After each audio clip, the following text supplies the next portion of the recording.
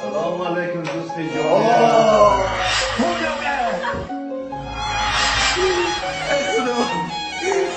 روز نشد که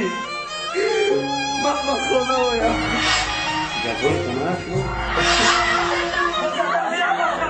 بازم نمیبینی که هستی هزارت از ما قرض دارم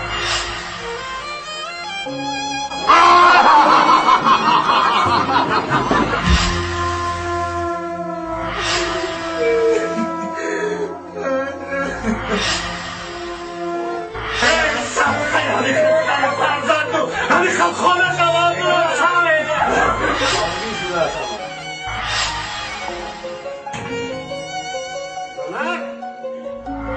اینجا اما کامو کنه یه خواهشون